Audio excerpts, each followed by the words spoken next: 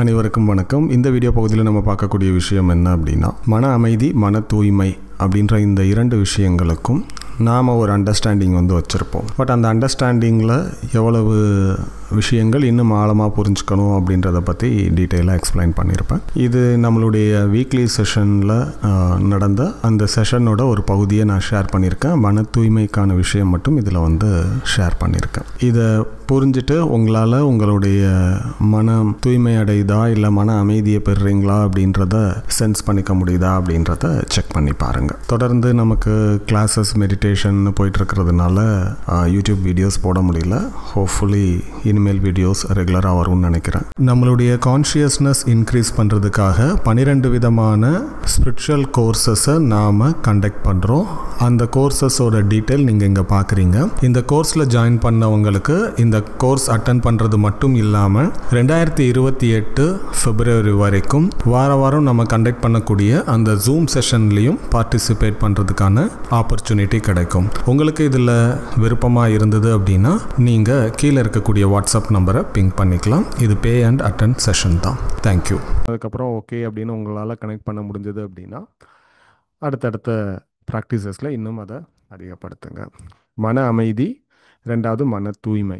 மன தூய்மை அடைகிறது அப்படின்னா இன் ஜென்ரலாக நம்ம என்ன நினச்சிட்ருக்கோன்னா, ஓகே நம்ம கெட்ட விஷயங்கள்லாம் நினைக்கக்கூடாது, நெகட்டிவாக இருக்கக்கூடிய விஷயங்களை நினைக்கக்கூடாது அப்படின்னா நம்ம மனம் தூய்மையாக இருக்குது அப்படின்னு நம்ம நினச்சிட்ருக்கோம். மன அமைதி அப்படின்னா மனம் ஒரு செயல்படாத நிலையில், ஒன்றுமே இல்லாத ஒரு நிலையில் இருக்கிறது மன அமைதி அப்படின்னு நம்ம நினச்சிட்ருக்கோம். இதை இன்னும் ஆழ்ந்து நம்ம கருத்தில் எடுத்து தியானத்தில் வச்சு நம்ம பார்க்கும்போது இந்த விஷயங்கள் எப்படி உணர்த்தப்படும் அப்படின்னா, முதல்ல இந்த மன தூய்மையை நம்ம பார்த்துடலாம். மன தூய்மை அப்படின்றது நல்லா யோசிச்சு பாருங்கள், உங்களுடைய தியானத்துலேயும் பாருங்கள்.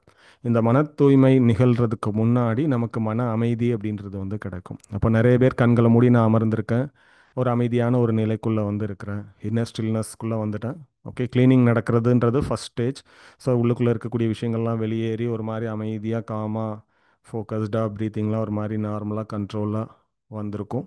ஸோ மன அமைதி அப்படின்றத நீங்கள் உருவாக்குறீங்க. அப்போது நிறைய பேர் என்ன சொல்லுவாங்கன்னா, கண்ணை மூடி அமர்ந்திருக்கேன், பிளாங்காக இருக்குது, மன அமைதியாக இருக்குது, தியானம் முடிச்சுட்டு வந்தால் அடுத்து என்ன செய்யணுன்றது கூட தெரியல, ஒரே மாதிரி அமைதி நிலையை தான் நான் எக்ஸ்பீரியன்ஸ் பண்ணிகிட்ருக்கேன் அப்படின்னு சொல்லுவாங்க. ஸோ அந்த மாதிரி நீங்கள் பண்ணிகிட்டு இருந்தீங்க அப்படின்னா அடுத்தது இந்த மன தூய்மை நடக்கிறதுக்கான விஷயத்தை நீங்கள் செக் பண்ணுங்கள்.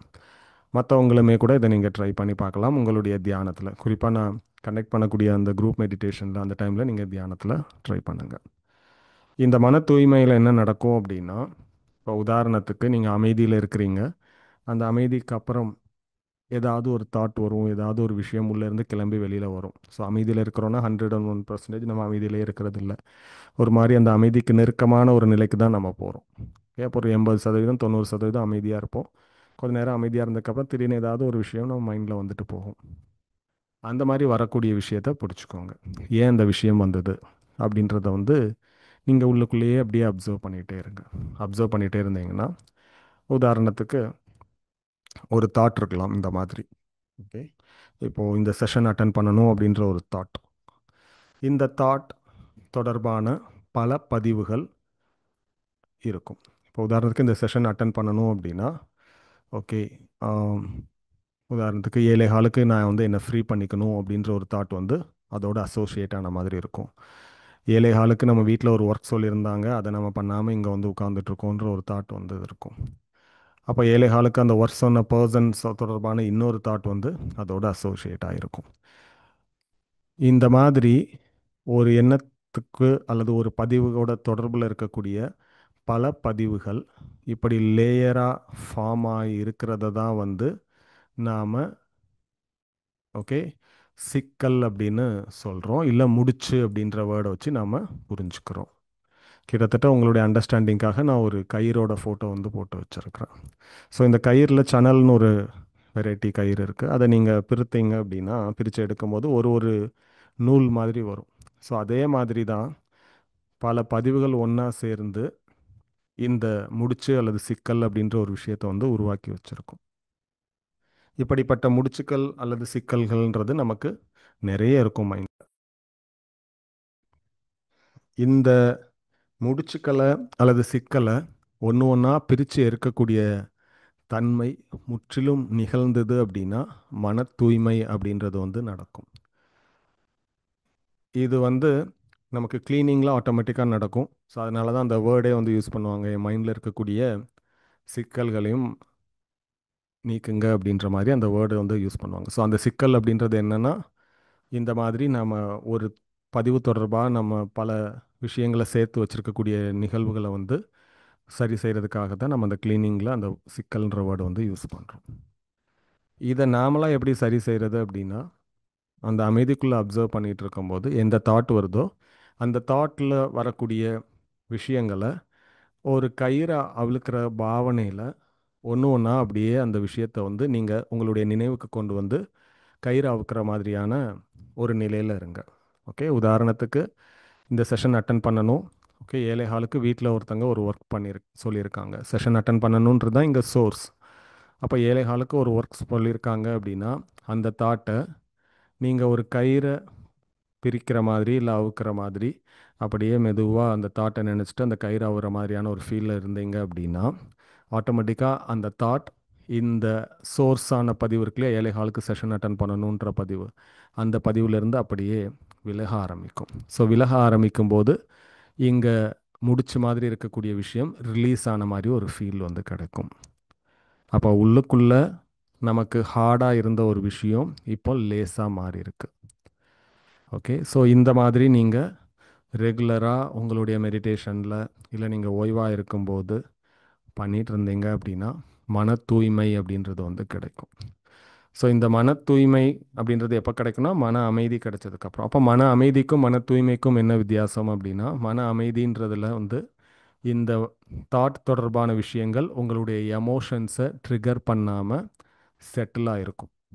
இதை நாம் மன அமைதி அப்படின்னு சொல்கிறோம்.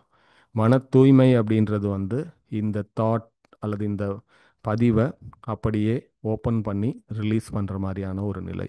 ஸோ இது முற்றிலும் நீங்கள் அப்படி ரிலீஸ் பண்ணிட்டீங்க, அதுக்கப்புறம் அந்த தாட் தொடர்பான எந்த ஒரு பதிவும் எனக்கு ஞாபகம் வரல அப்படின்னா உங்களுக்கு வந்து மன தூய்மைன்றது வந்து நிகழ்ந்திருக்கும். ஓகே, இது கொஞ்சம் டீப்பர் ஸ்டேட்டில் பண்ண வேண்டிய ஒரு விஷயமா இருக்கலாம் பலருக்கு. பட் ரெகுலராக நீங்கள் மெடிடேட் பண்ணிகிட்டே இருக்கிறீங்க அப்படின்னா இதை உங்களால் ஈஸியாக பண்ண முடியும்.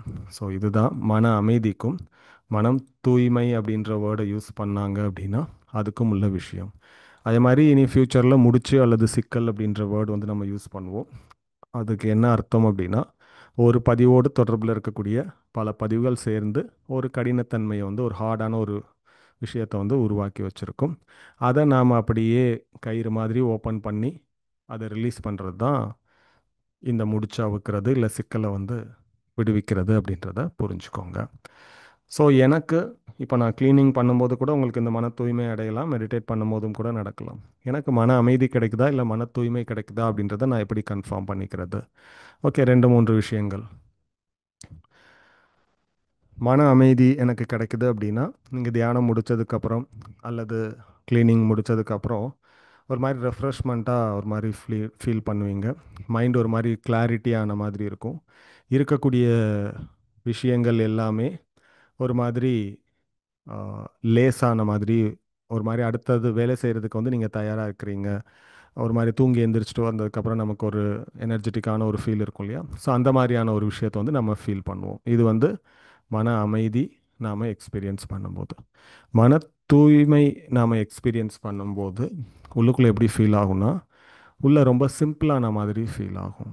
உள்ளே எதுவுமே இல்லை அப்படின்ற மாதிரி ஒரு ஃபீல் இருக்கும். இவ்வளோ நேரம் ரொம்ப லேசாக உள்ளுக்குள்ளே ஏதோ ஒரு விஷயத்த அழுத்த மாதிரி இருந்தது, அது இப்போ ரிலீஸ் ஆன மாதிரியான ஒரு ஃபீல் வந்து இருக்கும். ஒரு மாதிரி தளர்வாக ஃபீல் பண்ணுவீங்க, ஓய்வு எடுக்கிற மாதிரி ஃபீல் பண்ணுவீங்க. ஸோ மன அமைதின்றது வந்து தியானம் முடித்ததுக்கப்புறம் சில மணி நேரங்கள் அல்லது தியானத்தின் போது பெறக்கூடிய ஒரு விஷயம். அது முடித்ததுக்கப்புறம் நீங்கள் ஃபுல்லாக ரெடி, தூங்கி எந்திரிச்ச மாதிரி அடுத்த ஒர்க் பண்ணுறதுக்கு வந்து ரெடி ஆகிடுவீங்க.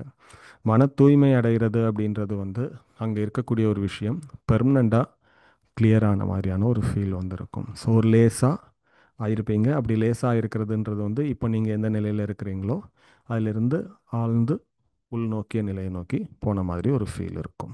ஓகே, இதுதான் மன அமைதிக்கும் மன தூய்மைக்கும் உள்ள வித்தியாசம். உங்களுடைய க்ளீனிங் செஷன் போதோ அல்லது உங்களுடைய தியானத்தின் போதோ நீங்கள் இதை வச்சு உறுதி பண்ணிக்கலாம் உங்களுக்கு என்னென்ன நிகழ்ந்திருக்கு அப்படின்னு சொல்லி. Okay, S fine. ஸோ அதுக்கு அடுத்தது